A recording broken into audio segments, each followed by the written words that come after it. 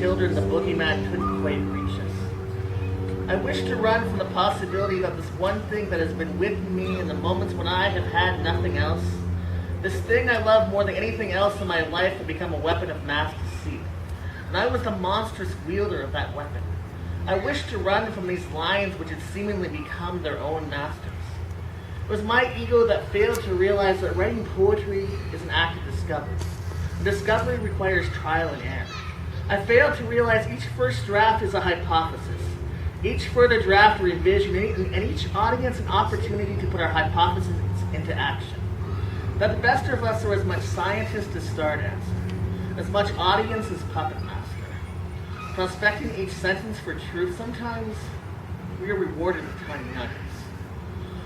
Meanwhile, we are chest deep in our own bullshit. We lie through our words to learn how to tell the truth. We strive to become ballerinas, balancing on the branding iron bluntness of mathematics, while sinking into the soft delectability of snow powder, to develop a symmetry of meaning. Let me lie to you, lie to myself, tell us tales of pixie dust and dandelions growing in Satan's toilet, so when these hellish turds rise, I can watch with you as we discover the rose of truth at its center. And we'll see if I know this one by heart here. It's new-ish, but I think I might know it. This is called Blind Penguins in Suburbia. I have an interesting habit. On the days I crave human interaction the most, I sequester myself in solitude. As I'm afraid that this wish were palpable and obvious. And I'm terrified to be perceived as having the same needs we all have. I often see the same trait in others, and it saddens and amuses me. But although we all wear the same shell of bones and skin, we refuse to allow each other to help us maintain it. To admit that life is a little confusing sometimes, and hey buddy, I see the clench in your jaw. I see the clench in your jaw when you say all is fantastic. I've been feeling that same clench in my heart when I wake up alone too many nights. It's all right to not be strong every moment. But the words crumple fetal position on the tongue, and soon the neighbor kids you grew up next to are adults, in foreign news. The U.S. is bombing another Middle Eastern country, this time Libya. The Canadian Prime Minister extends all military missions in Afghanistan.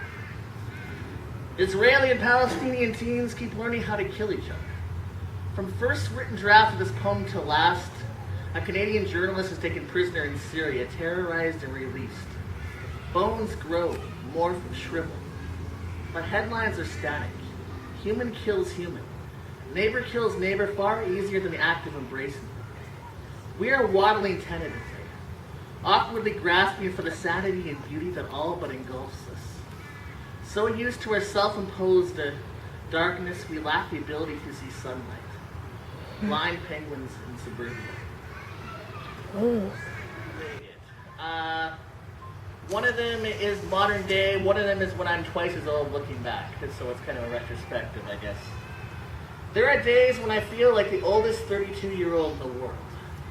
I ask myself constantly, what is the boldest thing I have done with my life? I then mask myself in my own disappointment, my inability to answer. Worry I will grow old, choke on regrets and die slowly with the waste of used up old glory days now past. Shackled in a wheelchair glaring at a future that's now impossible to reach. I turn the radio from blaring to off. No static intolerable noise distracts me from living anymore. Must follow my feet to some distant shore. And this one is called 64 Looking Back at 32. Now that I am twice the man I was then, my perspective's changed. It's no longer what I have done, but who I have loved. My pen is a paintbrush for my days.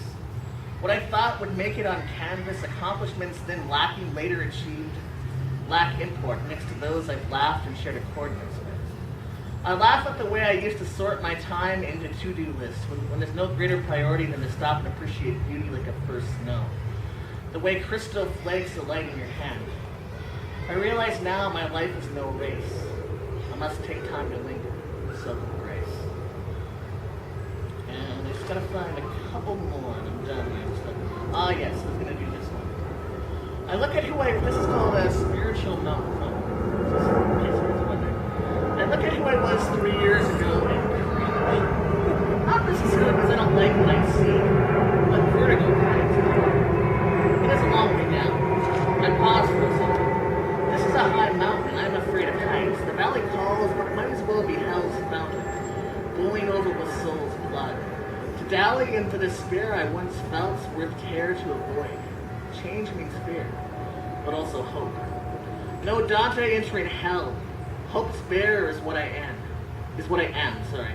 I carry it on rope around my neck, lighter than love's laughter. Carry it into the sweet hereafter.